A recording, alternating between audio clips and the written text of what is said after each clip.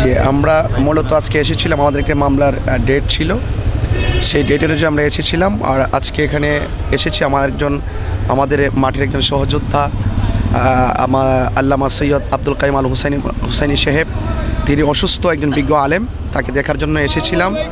তো আপনারা সবাই ওনার জন্য দোয়া করবেন, আল্লাহ রাব্বুল আলামিন যেন ওনাকে পূর্ণ শেফা দান করে এবং পৃথিবীর সকল মানুষ সুস্থ থাকুক, ভালো থাকুক এবং আল্লাহ পাক আমাদের সকলকে বিপদ আপদ থেকে হেফাজত করুক। সকলেই বলে আমিন।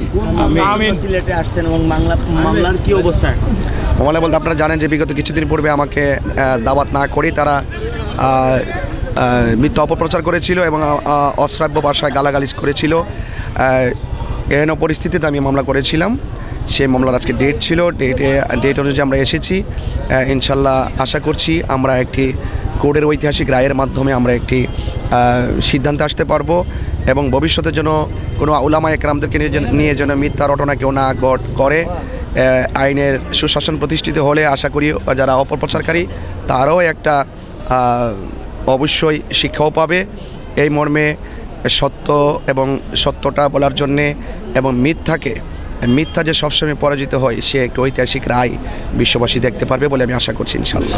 হযরত শাহজালাল ইমাম রহমতুল্লাহ আলাইহির একটি পূর্ণভূমি এবং 360 আউলিয়ার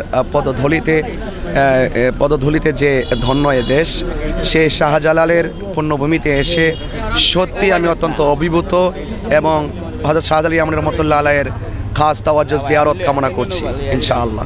প্রায় বছর হয়ে যাচ্ছে মামলাটি, তবে আমরা আশা করছি এক মাসের ভিতরেই ফরেনসিক রিপোর্ট চলে আসবে। ফরেনসিক রিপোর্ট চলে আসলে আশা করা যায় ইনশাল্লাহ 2-3 মাসের ভিতরে রায় হয়ে যাবে, ফরেনসিক রিপোর্ট আসার পরে।